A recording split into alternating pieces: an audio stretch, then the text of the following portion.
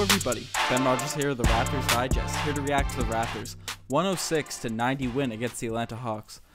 Riker, it was a win nonetheless, but it was a tough game. Tough game, a team that we should have handled. I'm disappointed in the last 4 wins for the Raptors because they're games that we didn't dominate, that the bench unit had to come back and save us in the fourth quarter, the third quarter, whatever.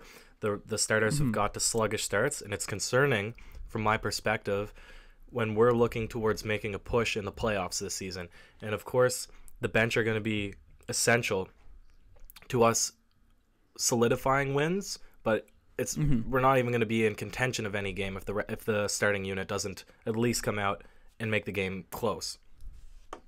For sure. I see where you're coming from. Tonight, the Raptors, for people who didn't get a chance to watch or whatever, the first half, it was just disgusting to watch. I think we were down by 1 at the half, but the Atlanta Hawks might be the worst basketball team I've ever seen. They're up there with that lockout season Charlotte Bobcats. They just watch. What were your thoughts on the Atlanta Hawks tonight? Because we were playing bad, but they are just god awful. True. Well, okay. Well, you're taking away a little bit of credit from the Atlanta Hawks because true, they're not a good team. Just bare line, bottom line. But tonight they came out and played. Right, they played their hardest. Oh, they definitely played on defense. Yeah, I mean, you have Dennis Schroeder, who's not a horrible player. Dwayne Dedmon, you said yourself you wouldn't mind picking him up. Prince, I'm not sure about him. I guess Kent Bazemore has flashes of being good, but yeah, overall they were scoring really easily until the fourth quarter on the Raptors. Yeah, and they were playing defense that frustrated our starting unit, and they just didn't seem to be able to adjust any of their plays to account for that. Well, the Hawks definitely came to play tonight, right? I'm not taking anything away from that, but they got so many open looks. The Raptors did not play good defense whatsoever until the last 5 minutes. That's true. Well, I mean, the entire fourth quarter, and this is what I find so amazing about the NBA. You get a huge paycheck, right? Even players that are on a minimum deal, that's still more money than the average person will make at any time in their entire lifetime, right?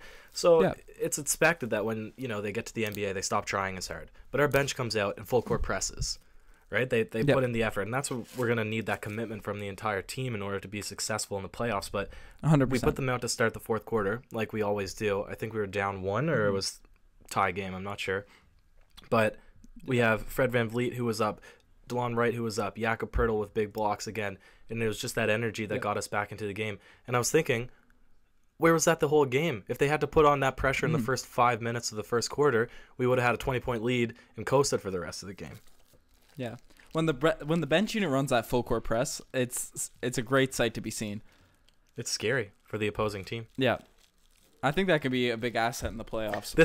You mentioned the bench. Just before we move into it, do you think the teams in the NBA practice anything about the full court press or like how to beat it? I know obviously take it back to high school basketball or something. Obviously it's something that even college. Yeah, that you practice for, but I think it's so unexpected in the NBA. Do you think that they ever run any situations in practice?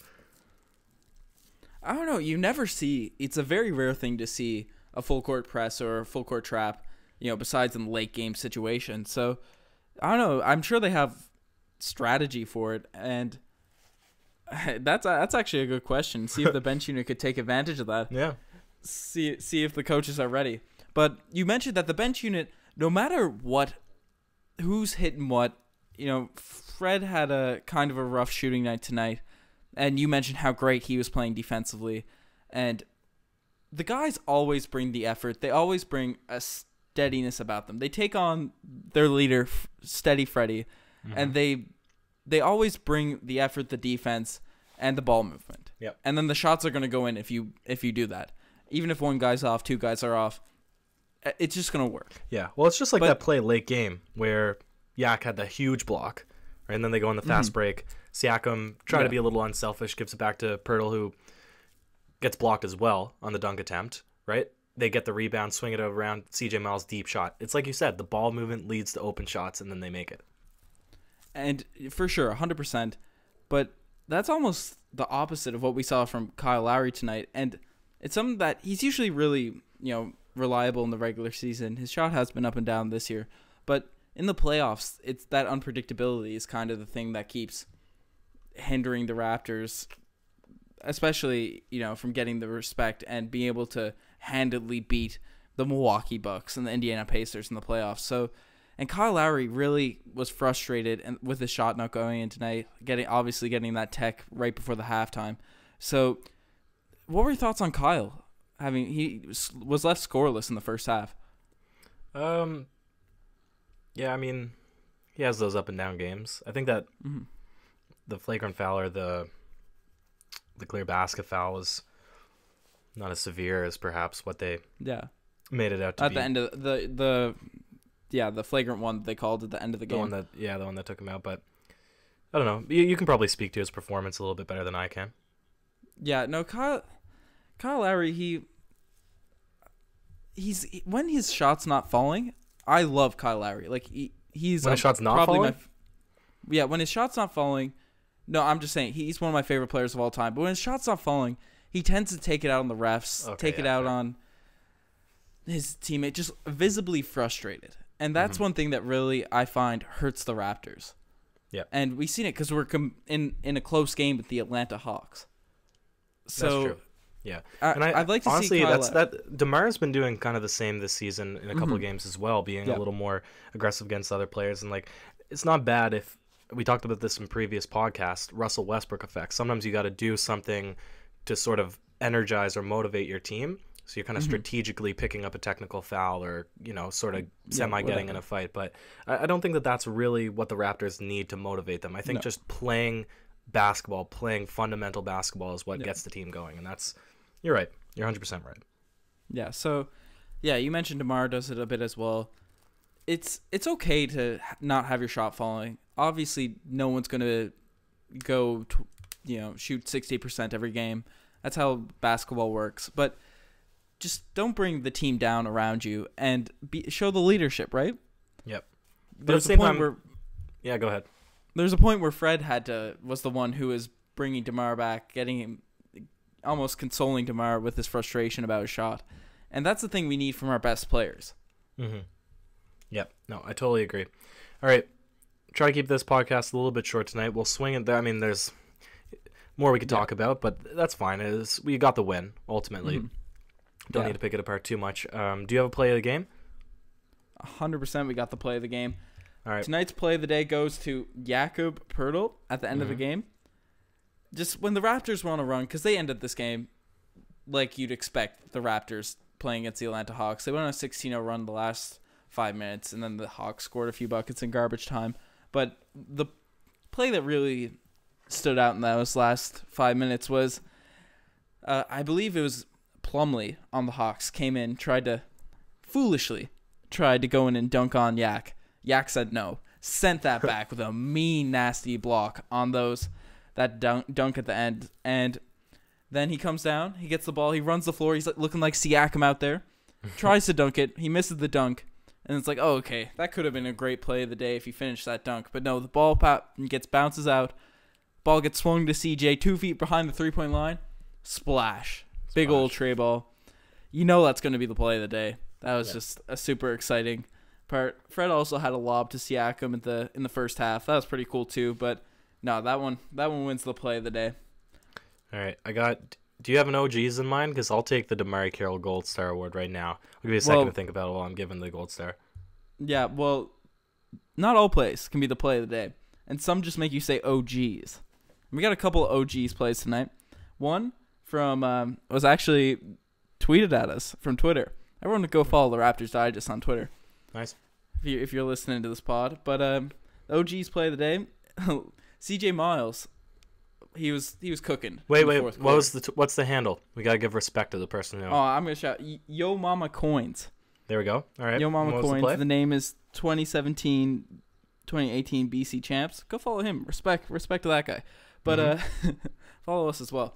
But CJ was cooking, and Leo Routens was, obviously excited. CJ Miles shooting the threes. He let it fly, and then as the shot went in the air, Leo was already celebrating. And then, unfortunately, the shot didn't fall. made me say, "Oh, geez," watching the game. And yeah, so that's Leo a definition. Leo Rowden's had a swaggy P moment. Yeah, 100%. Leo Rowton's turned around, did a little shimmy for the and another is DeLon Wright hurt his big toe at the end. Sprained big toe, was out the last little bit of the game. Hopefully it's all good. Nothing serious going on. The toe is always an awkward injury. True. All right. Last thing. The coveted, the one, the only. DeMarre Carroll Gold Star Award for worst performance of the night. This one goes to the refs. In the third quarter, there was so many fouls called. I'm taking this back to high school, back to provincial ball, back to whatever rec league, club, whatever you played. Let the boys play. You don't need to be calling fouls. This is the NBA. They're men. They're tough. Let them play through the fouls. No harm, no foul. The old adage remains true. It's no fun for the fans when there's so many stoppages in play. Refs, take a step back. Yeah. No blood, no foul. That's the motto. And one last thing, Riker. Yep. Do you spot number 11 on the Atlanta Hawks, Josh Maggette, today? Nope. He came in at the end of the game. I don't know if he played before. I might not have spotted him. Man looks like an insurance agent or something. He looks like a lawyer, an accountant or something. Oh man. Doesn't look like much of a basketball player. Okay. I don't know. So, you profiling? I'm profiling out here. I was just surprised. I saw him on the bench. Lawyers can ball too, man. Lawyers can ball too. That's true. But yeah, I don't know. I saw him on the bench. I thought that was a ball boy or something like that, or the stats guy, the analytics man on the bench. But no, and then when the Raptors blew him out, he got some run at the end. Nice. Yeah. So shout out to Josh Maggette making the league. Making the league. You made it, son. Yep. Anyways, that's it for us. You made it this far. Like, subscribe if you like the channel, like the podcast. We got a lot of stuff coming, so subscribe so you don't miss anything. And Raptors got the win. Raptors have quietly won 12 of their last 13. Nice. Buys are really good, Riker. Yeah, they are. All right.